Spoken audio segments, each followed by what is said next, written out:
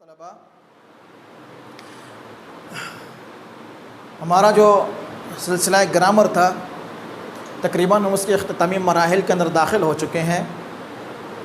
تو اس سے پہلے ہم نے جو پڑھا تھا مرکب ناقص پڑھا تھا، اور مرکب ناقص کی جملہ اقسام اس کی ہم نے تفصیل پڑھی تھی۔ آج جو ہے مرکب ناقص کے مقابلے میں جو مرکب مفید جس کو کہا جاتا ہے یا جملہ کہا جاتا ہے اس کے ہم پڑھیں گے، اس کی اقسام کو پڑھیں گے۔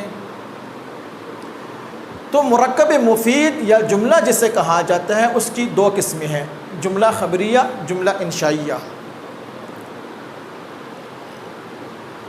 مرکب مفید یا مرکب تام یا کلام تام یا جملہ، یہ چار نام ہیں اس ایک کے۔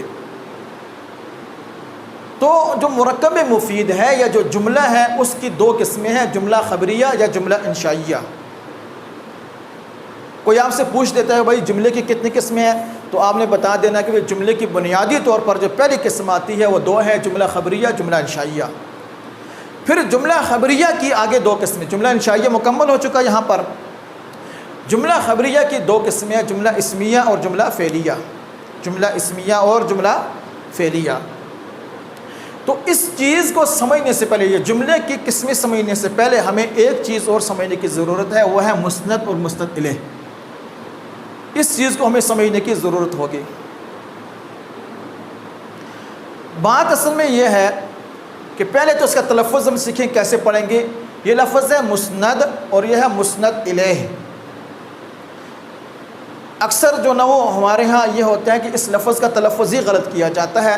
یہ لفظ جو نہ وہ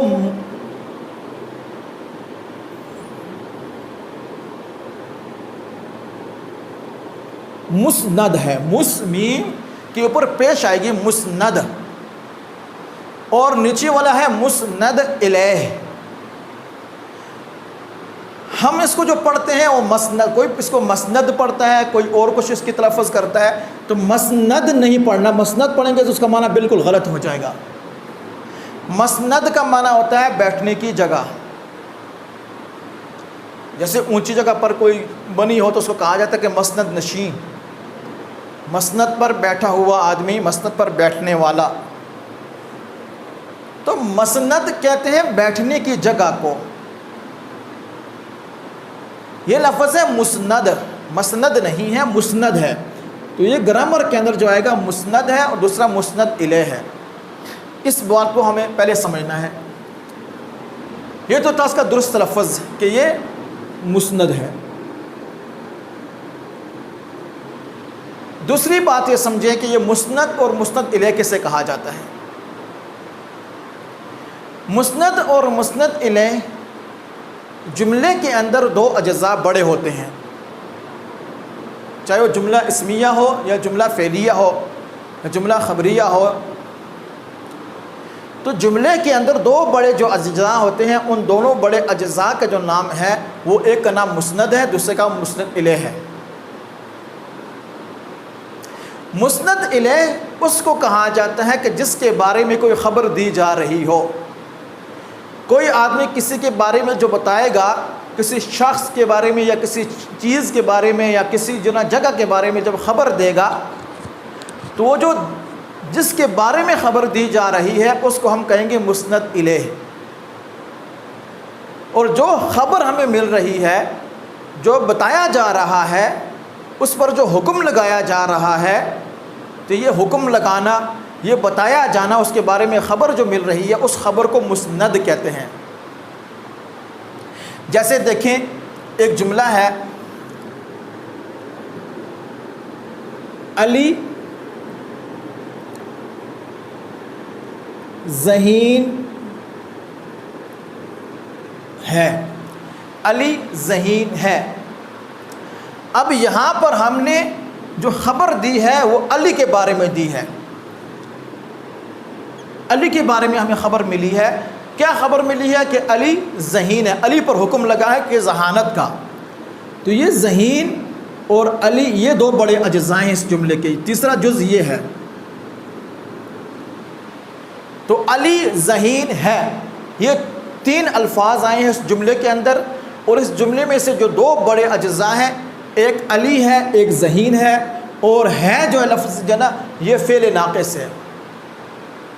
بہرحال تو جو علی ہے اس کے بارے میں ہمیں خبر ملی کس بات کی؟ ذہانت کی، کہ ذہین کون ہے؟ علی ہے، علی پر ذہانت کا حکم لگایا جا رہا ہے۔ لہٰذا میں نے یہ بتایا تھا، عرض کیا تھا ابھی، کہ جس کے بارے میں خبر ہمیں ملے گی، جس کے بارے میں ہمیں خبر دی جا رہی ہے، اس کو مسند الیہ کہتے ہیں۔ لہٰذا علی کو ہم کہیں گے کہ یہ مسند الیہ ہے، مسند الیہ ہے۔ اور ذہین ہم کہیں گے کہ ذہین جو نہیں ہے اس پر خبر لگی ہے تو اس کو کہا جائے گا مسند، اور ہے فعل ناقص ہے، فعل ناقص۔ آپ یہ سمجھ لیں کہ ہے جو نا وہ ہیں، اور اسی طرح تھا یا تھی یہ فعل ناقص ہیں، اس کو فعل ناقص کہا جاتا ہے۔ بس آپ اتنی بات ذہن میں رکھیں، فعل ناقص کو سمجھنا تھوڑا مشکل ہو جائے گا آپ کے لیے، جب انشاءاللہ کلاسز سٹارٹ ہو جائیں گی تو باقاعدہ وہاں پر پھر فعل ناقص کی اوپر بحث ہوگی، لیکن وہ چیز اس وقت کی جب کلاس سٹارٹ ہو، اس وقت کے علاوہ ابھی آن لائن سمجھنا اس کے لیے تھوڑا مشکل ہو جائے گا۔ اتنی بات آپ سمجھ لیجئے کہ جملے کے اندر 2 بڑے اجزاء ہوتے ہیں، جملے کے اجزاء اور بھی ہیں، یہ نیچے لکھے ہوئے ہیں، جملہ اسمیہ کے اجزاء، نیچے جملہ فعلیہ کے اجزاء ہیں، یہ 4 اجزاء ہیں، اس پر بحث ہماری آئے گی آگے، لیکن 2 بڑے اجزاء ہوتے ہیں، ایک کو کہا جاتا ہے مسند، ایک کو مسند الیہ کہا جاتا ہے۔ مسند الیہ اس کو کہا جاتا ہے کہ جس پر کوئی حکم لگایا جا رہا ہو، جس کے بارے میں خبر دی جا رہی ہو، اس کو مسند الیہ کہا جاتا ہے، اور مسند اسے کہا جاتا ہے کہ جو خبر یا جو حکم لگایا جا رہا ہے اس کو مسند کہتے ہیں۔ تو جیسے علی ذہین ہے تو علی کیا ہوگا؟ مسند الیہ، ذہین اس کو یہ خبر ہے تو اس کو مسند کہیں گے ہم، اور ہے فعل ناقص ہوگا۔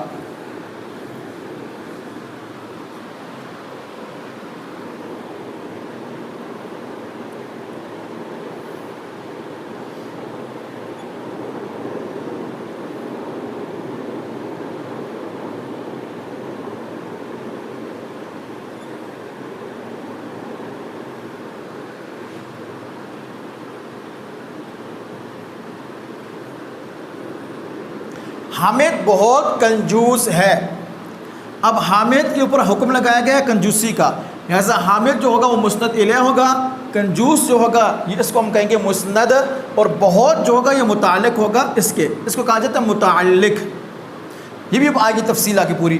اور ہے کیا ہے؟ فعل ناقص ہے، اس کو کہا جائے گا فعل ناقص۔ بہرحال آپ اتنی بات سمجھ لیجیے اس وقت سر دست کہ مسند الیہ اس کو کہا جاتا ہے کہ جس کے بارے میں خبر دی جا رہی ہو، اور مسند اسے کہا جاتا ہے کہ جو خبر مل رہی ہے ہمیں اس کو مسند کہا جاتا ہے۔ اب یہاں تک اس سلسلے کو ادھر ہی چھوڑیں، آگے چلتے ہیں۔ مرکب مفید یا جملے کی 2 قسمیں ہیں، ایک کو کہا جاتا ہے جملہ خبریہ، ایک کو کہا جاتا ہے جملہ انشائیہ۔ جملہ خبریہ جو ہوتا ہے نا، اس کے اندر شک اور شبہ کی گنجائش ہوتی ہے، یعنی جس جملے کے اندر شک شبہ کی گنجائش پائی جا رہی ہو، جس جملے کے اندر سچ یا جھوٹ کی گنجائش پائی جا رہی ہو، جس جملے کے کہنے والے کو، بولنے والے کو ہم سچا یا جھوٹا کہہ سکیں، اس کو جملہ خبریہ کہا جاتا ہے۔ کہ جس جملے کے بولنے والے کو ہم نہ سچا کہہ سکیں یا جھوٹا کہہ سکیں، اس کو جملہ خبریہ کہا جاتا ہے۔ جیسے ابھی میں نے یہاں پر لکھا تھا کہ حامد ذہین ہے، اب یہاں پر ہمیں شک شبہ کی گنجائش ہے، ہم اس کے کہنے والا اگر کوئی آدمی ہمیں آ کر بتاتا ہے کہ بھائی حامد ذہین ہے، تو اگر حامد واقعتاً ذہین ہے تو یہ سچ ہے، اس کے کہنے والے کو ہم سچا کہیں گے۔ اگر حامد واقعتاً ذہین نہیں ہے، ہم سے غلط بیانی ہوئی ہے، لہٰذا ہم یہ کہیں گے کہ حامد ذہین نہیں ہے، اس جملے کا بولنے والا آدمی جو نا وہ جھوٹا ہے اور یہ اس کا جھوٹا بیان ہے، لہٰذا جملہ یہ خبریہ ہوگا۔ کہ جملہ خبریہ وہ ہوتا ہے کہ جس کے کہنے والے کو ہم سچا یا جھوٹا کہہ سکیں، جس جملے کے اندر شک شبہ کی گنجائش موجود ہو، اس کو جملہ خبریہ کہا جاتا ہے۔ جیسے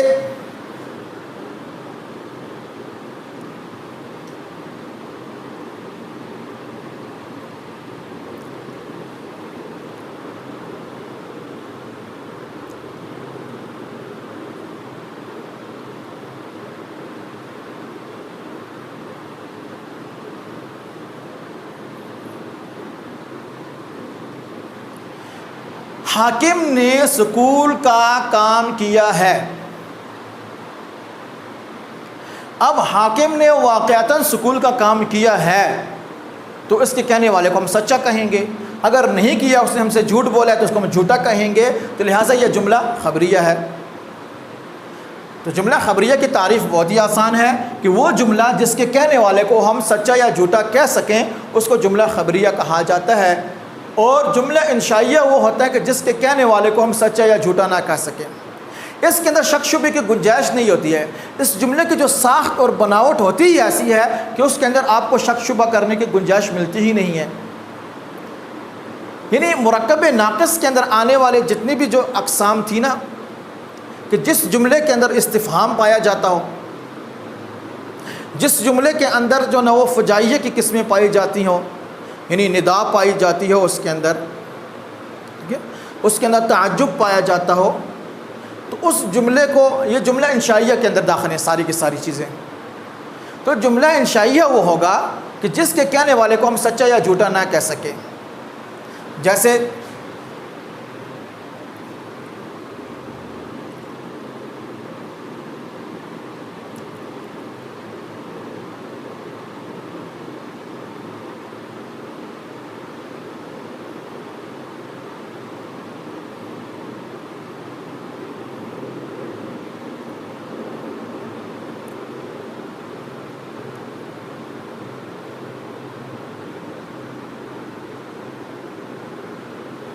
یا اللہ مدد فرما۔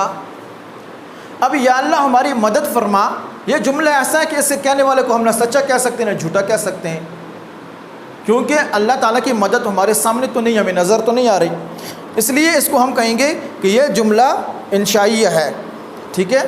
اسی طرح دیکھ لیں امر کا جملہ جو ہے، جیسے کوئی کہتا ہے کتاب پڑھو، اب کتاب پڑھو، اب بچے سے کہنا کہ کتاب پڑھو، ہم آپ کو نہ سچا کہہ سکتے ہیں نہ جھوٹا کہہ سکتے ہیں، اس لیے کہ بچہ تو اپنا کام کر رہا ہے، آپ اس سے کہہ رہے ہیں کہ کتاب پڑھو، تو یہ کوئی ایسی خبر نہیں دی جا رہی کہ جس کے اندر ہمیں شک شبے کی کوئی گنجائش ملتی ہو، اس لیے اس کو ہم کہیں گے کہ یہ جملہ انشائیہ ہے۔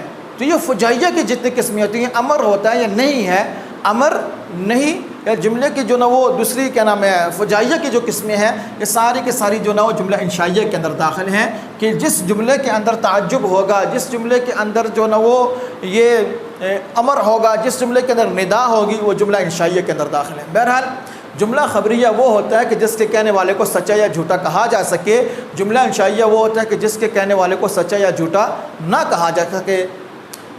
پھر جملہ خبریہ کی آگے دو قسمیں ہیں، ایک کو کہا جاتا ہے جملہ اسمیہ، دوسرے کو کہا جاتا ہے جملہ فعلیہ۔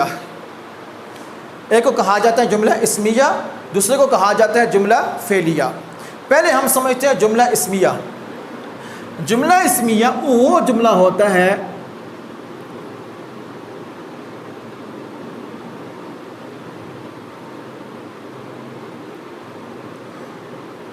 جملہ اسمیہ وہ جملہ ہوتا ہے کہ جس کے اندر مسند الیہ اور مسند دونوں اسم ہوں،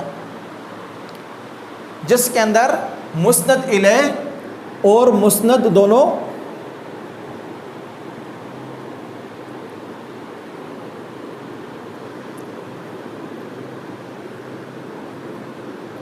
اسم ہو، اس کو جملہ اسمیہ کہا جاتا ہے۔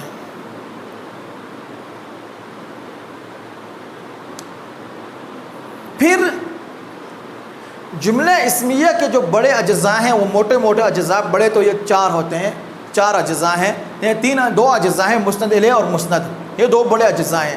باقی اس کے ساتھ کچھ چیزیں اور بھی آتی ہیں، ان میں سے ایک چیز ہے مسند الیہ، تو ہم نے بتا دیا نا ابھی آپ کو کہ مسند الیہ ہوتا ہے کہ جس کے بارے میں خبر دی جائے، مسند وہ ہوتا ہے کہ جو خبر دی جا رہی ہے۔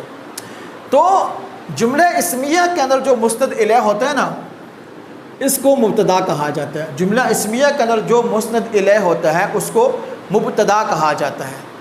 یہ بات ذرا سمجھنے کی ہے کہ جملے کی دو قسمیں تھیں، جملہ خبریہ، جملہ انشائیہ۔ پھر جملہ خبریہ کی دو قسمیں اسمیہ اور فعلیہ۔ جملہ اسمیہ وہ ہوتا ہے کہ جس کے اندر مسند اور مسند الیہ دونوں اسم ہوں۔ لیکن فرق یہ ہوگا کہ جملہ اسمیہ کے اندر جو مسند الیہ ہوتا ہے اس کو مبتدا کہا جاتا ہے، اور جو جملہ اسمیہ کے اندر مسند ہوتا ہے اس کو خبر کہا جاتا ہے۔ ٹھیک ہے، یہاں پر دیکھیں میں نے لکھا ہوا ہے کہ جملہ اسمیہ کے 4 بڑے اجزاء ہیں۔ ایک کو کہا جاتا ہے مبتدا یعنی مسند الیہ، یہ جملہ اسمیہ کے اندر جو مسند الیہ کا اس کا نام مبتدا ہے۔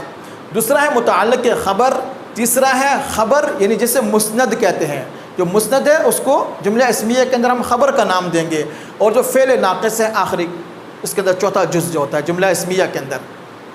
اب پہلے سمجھیں، جیسے جملہ ایک مثال دیتا ہوں میں آپ کو کہ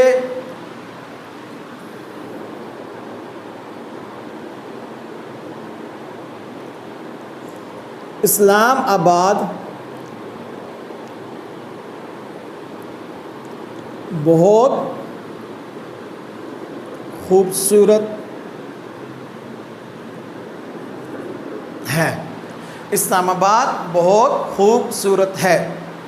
اب دیکھیں یہاں پر جو خوبصورتی کا حکم یا خبر دی جا رہی ہے وہ اسلام آباد کے بارے میں دی جا رہی ہے، اور یہ کیا ہے؟ اسم۔ خوبصورت، بہت خوبصورت، یہ خوبصورت بھی کیا ہے؟ اسم۔ لہٰذا یہ مسند الیہ اور مسند جب دونوں اسم ہوئے تو ہم کہیں گے یہ جملہ اسمیہ ہے، اس لحاظ سے کیا ہے؟ یہ جملہ اسمیہ ہے۔ اور جملہ اسمیہ کا جو مسند الیہ ہوتا ہے اس کا نام ہوتا ہے مبتدا، لہٰذا ہم کہیں گے اسلام آباد مبتدا ہے، اسلام آباد مبتدا ہے، مسند الیہ یعنی یہ مبتدا ہے۔ اور خوبصورت، بہت خوبصورت جو ہے یہ خبر ہے اس کی دی جا رہی ہے، لہٰذا اس کو ہم کہیں گے کہ جملہ اسمیہ کا جو مسند ہوتا ہے اس کو خبر کہتے ہیں، خوبصورت خبر کہلائے گا، اور بہت جو ہے نا یہ متعلق خبر کہلائے گا، یہ متعلق خبر۔ متعلق خبر اس کو کہا جاتا ہے کہ جو خبر کی مزید وضاحت کرے، یعنی وہ لفظ جو خبر کی مزید وضاحت کرتا ہے، اس کی توضیح بیان کرتا ہے، اس کی تفصیل بیان کرتا ہے، اس لفظ کو متعلق خبر کہا جاتا ہے۔ جیسے دیکھیں بہت، اب خوبصورت ہے اسلام آباد، لیکن کتنا خوبصورت ہے؟ تھوڑا خوبصورت ہے یا زیادہ خوبصورت ہے؟ تو بہت نے آ کر اس خوبصورت کی وضاحت کر دی ہے مزید، یہ بہت جو ہوگا یہ متعلق خبر کہلائے گا۔ بہت کو ہم کہیں گے جملے کے اندر یہ متعلق خبر ہے، خوبصورت۔ اب یہ ترکیب اس کو کہا جاتا ہے ترکیب نحوی، نحو کی ترکیب، کہ جملہ جو ہوتا ہے ہر جملہ ایک دوسرے کے ساتھ اس کی کڑی سے کڑی جڑی ہوئی ہوتی ہے۔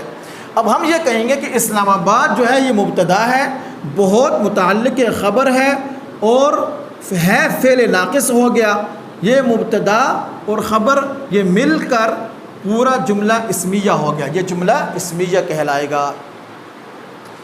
دیکھ لیجئے آگے ایک اور مثال میں آپ کو دے دیتا ہوں۔ تو جملہ اسمیہ کے اجزاء کو سمجھیں، یہ بار بار میں دہرا اس لیے رہا ہوں کہ یہ نئی باتیں ہیں، پہلی مرتبہ آپ لوگوں نے سنی ہوں گی زندگی میں، تو اس لیے تھوڑا سا آپ کو یہ بات جو نا انجان سی لگے گی، جو نا وہ اجنبی سی محسوس ہوں گی، آپ ان کو سمجھیں انشاءاللہ، بہت ہی آسان باتیں ہیں۔ تو جملہ خبریہ کے 2 قسمیں تھی، ایک کا نام اسمیہ ہے، ایک کا نام فعلیہ ہے۔ جو جملہ اسمیہ ہے اس کے 4 اجزاء ہوتے ہیں، جو نا ایک کو کہا جاتا ہے مسند الیہ یعنی مبتدا، دوسرا متعلق خبر، تیسرا ہے خبر یعنی مسند، چوتھا ہے فعل ناقص۔ مبتدا یا مسند الیہ ہم نے پڑھ لیا ہے کہ جس پر حکم لگایا جاتا ہے، جس کے بارے میں خبر دی جاتی ہے، اس کو مبتدا یا مسند الیہ کہتے ہیں جملہ اسمیہ کے اندر۔ متعلق خبر وہ لفظ جو خبر کی وضاحت کرتا ہے، جو خبر کی مزید تفصیل اور توضیح بیان کرتا ہے، اس کو متعلق خبر کہتے ہیں۔ اور خبر جو حکم لگایا جا رہا ہے، اور فعل ناقص جو آخر میں ہے یا ہیں یا تھے وغیرہ آتا ہے، یہ فعل ناقص ہوتا ہے۔ تو ایک مثال میں نے دی، اسلام آباد بہت خوبصورت شہر ہے۔ دوسری مثال سمجھیے،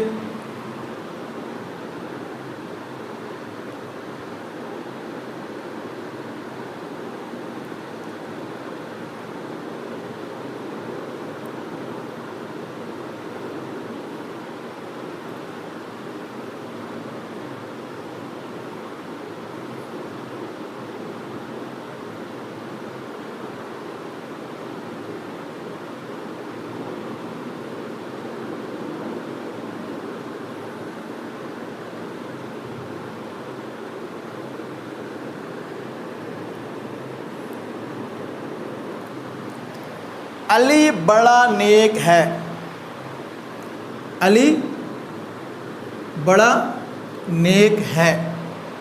اب یہ نیکی کا حکم جو لگایا جا رہا ہے وہ علی پر، تو علی کہلائے گا مسند الیہ مبتدا، اور نیک جو نا یہ بھی اسم ہے، لہٰذا جملہ اسمی ہے، اور نیک جو نا حکم، یہ بھی جو نا کیا نام ہے حکم ہے، خبر دی جا رہی ہے اس کے بارے میں، یہ مسند کہلائے گا۔ اور جملہ اسمیہ کے اندر جو مسند ہوتا ہے اس کو خبر کہا جاتا ہے، لہٰذا نیک جو نا خبر ہے۔ بڑا نیک، تو اس نے نیک کی وضاحت کی ہے بڑا کے لفظ نے، لہٰذا بڑا کو ہم کہیں گے کہ یہ جو ہے وہ متعلق خبر کہلائے گا، اور ہے فعل ناقص کہلائے گا۔ یہ فعل ناقص کیا ہے؟ وہ ہے۔ تو اسی طرح یہ تو تھا جملہ اسمیہ۔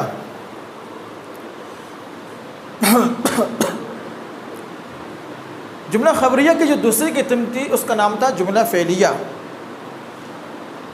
جملہ فعلیہ کے اندر جو مسند الیہ ہوتا ہے وہ تو ہمیشہ اسم ہوگا، لیکن مسند جو ہوتا ہے وہ فعل ہوتا ہے۔ تو جملہ اسمیہ اور جملہ فعلیہ کے درمیان فرق یہی ہوا کہ اگر مسند الیہ اسم تو ہمیشہ مسند الیہ ہمیشہ اسم ہوتا ہے، یہ بات ذہن میں رکھیں کہ اسم ہمیشہ مسند الیہ ہی بنتا ہے، مسند الیہ کبھی فعل نہیں بن سکتا، فعل کے اندر یہ صلاحیت نہیں ہے کہ وہ مسند الیہ بن سکے۔ مسند اگر اسم ہے تو یہ جملہ اسمیہ کہلائے گا، اگر مسند فعل ہے تو یہ جملہ فعلیہ کہلائے گا۔ بس آسان سی بات ہے جملہ اسمیہ اور جملہ فعلیہ کے درمیان فرق کی۔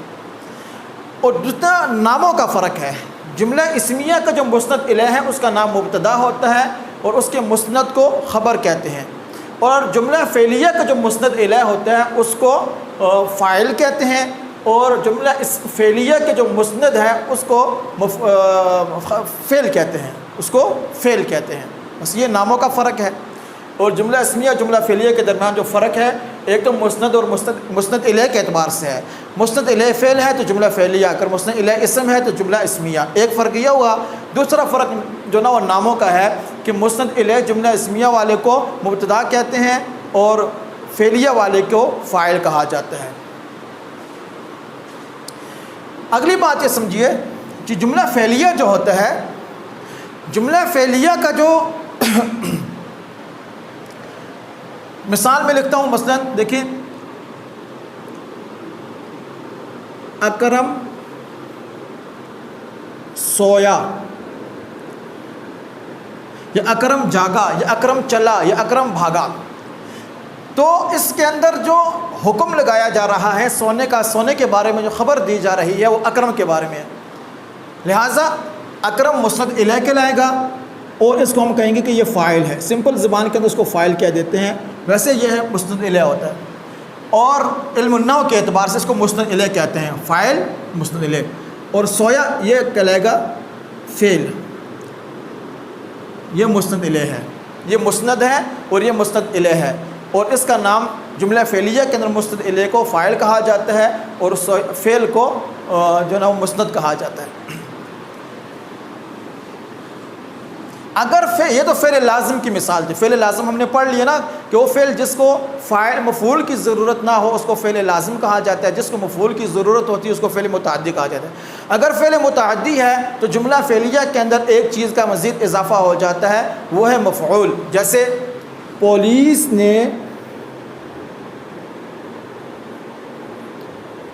چور کو پکڑا،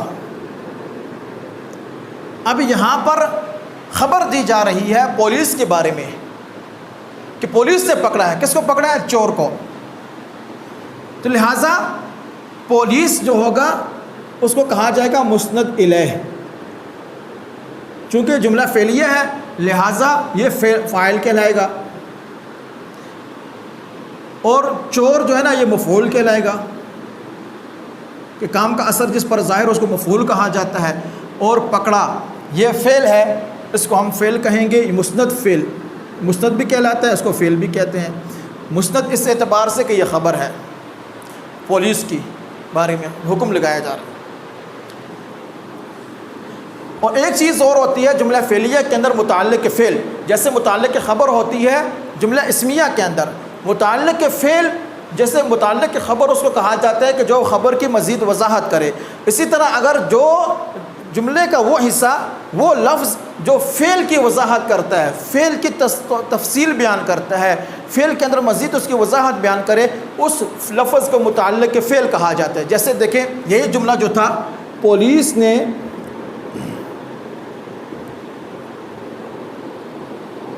چور کو بازار میں پکڑا۔ اب بات یہاں تک کلیئر تھی کہ پولیس نے چور کو پکڑا۔ اب بازار میں آ کر اس نے وضاحت کی کس چیز کی؟ پکڑنے کی، کہ پولیس نے چور کو کیسے پکڑا تھا؟ بازار میں پکڑا تھا، شہر میں پکڑا تھا، گاؤں میں پکڑا تھا، دیہات میں پکڑا تھا، کہاں پکڑا؟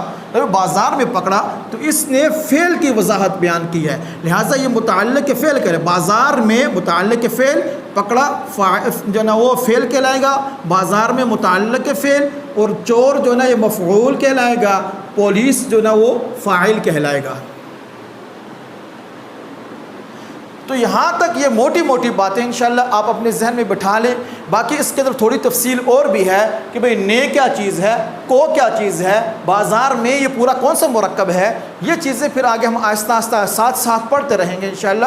لیکن جو آپ کے گرامر کی ایک زنجیر اور تسلسل شروع سے چلا تھا، کلمہ اور کلام سے لے کر، تو کلمہ لفظ، پھر کلمے کی 3 قسمیں، اسم فعل حرف، پھر اسم کی پہلی تقسیم جو معرفہ اور نکرہ، دوسری تقسیم جو نا وہ مصدر مشتق اور جامد، پھر تیسری تقسیم مذکر مؤنث، پھر مذکر مؤنث کے آگے 2 قسمیں، حقیقی اور غیر حقیقی، پھر اسی طرح چوتھی تقسیم واحد جمع، پھر واحد جمع کے اندر واحد تثنیہ بھی شامل تھا، جمع الجمع بھی شامل تھا، پھر اسی طرح فعل کی جو نا قسمیں 4 تقسیمیں، معنی کے اعتبار، بناوٹ اور زمانے کے اعتبار سے 6 قسمیں، پھر فعل ماضی کی آگے 6 قسمیں تھیں، پھر فعل کی جو نا وہ آگے مزید 2 قسمیں، فعل لازم اور فعل متعدی، اور اسی طرح فعل کی 2 قسمیں، اس کی فاعل کے اعتبار سے، فاعل معلوم ہے تو فعل معروف، نہیں معلوم تو فاعل جو نا وہ فعل مجہول، اور اسی طرح آخری قسم فعل کی جو تھی وہ اثبات اور نفی کے اعتبار سے مثبت اور منفی، فعل مثبت اور فعل منفی۔ پھر آگے تھے حروف، حرف کی تقسیم ہم نے پوری پڑھ لی تھی۔ پھر آگے آ گیا تھا کلام، کلام کی پھر ہم نے تقسیم پڑھی کہ کلام ایک ہوتا ہے جو نا وہ مرکب ناقص، ایک ہوتا ہے مرکب تام۔ مرکب ناقص کی بھی تفصیل ہم نے پڑھ لی، مرکب تام کو بھی آج ہم نے تفصیل کے ساتھ پڑھ لیا کہ مرکب یا اس کو جملہ بھی کہا جاتا ہے، کلام تام کو، مرکب تام کو جملے کی 2 قسمیں، جملہ خبریہ، جملہ انشائیہ۔ جملہ خبریہ وہ ہوتا ہے کہ جس کے کہنے کے والے کو ہم سچا یا جھوٹا کہہ سکیں، جملہ انشائیہ وہ ہوتا ہے کہ جس کے کہنے والے کو ہم سچا یا جھوٹا نہ کہہ سکیں۔ جملہ خبریہ کی 2 قسمیں، اسمیہ اور فعلیہ۔ پھر جملہ اسمیہ کس کو کہا جاتا ہے کہ جس کا مسند الیہ اور مسند دونوں اسم ہو، اور جملہ فعلیہ وہ ہوتا ہے کہ جس کا مسند فعل ہو۔ اگر مسند فعل ہے تو جملہ فعلیہ، اگر مسند اسم ہے تو جملہ اسمیہ کہلائے گا۔ مسند الیہ ہمیشہ جو نا وہ اسم ہی ہوتا ہے، فعل کے اندر یہ صلاحیت نہیں ہے کہ وہ مسند الیہ بن سکے۔ پھر ناموں کا فرق ہے، اگر مسند الیہ جو نا مسند جو نا وہ فعل، مسند الیہ کو جو نا وہ اگر جملہ اسمیہ ہے تو ہم مبتدا کہیں گے، اور جملہ فعلیہ ہے تو مسند الیہ کو ہم فاعل کہیں گے، اور جملہ فعلیہ ہے تو مسند کو ہم فعل کہیں گے، اور جملہ اسمیہ ہے تو مسند کو ہم کہیں گے کہ یہ اسم ہے، اس کو خبر کہیں گے، ٹھیک ہے۔ اور اس کے اعتبار سے پھر آگے تقسیم تفصیل پوری ہوگی انشاءاللہ۔ یہاں سے پھر آگے ہم جو نا وہ آگے دوسری چیزوں کی طرف توجہ دیں گے۔ علم بیان جس کو کہا جاتا ہے، یہ چیزیں آپ کے ذہن سے اوپر کی ہیں، اس لیے وہاں پر بہت زیادہ گہرائی میں نہیں جاتا۔ جو موٹی موٹی بات آپ کے لیول تک کی بات ہے انشاءاللہ، وہ باتیں تمام کی تمام میں نے بیان کر دی ہیں۔ اگر آپ تھوڑی سی توجہ کی تو انشاءاللہ آپ کامیاب، آپ کی جو نا وہ قدم چومے گی۔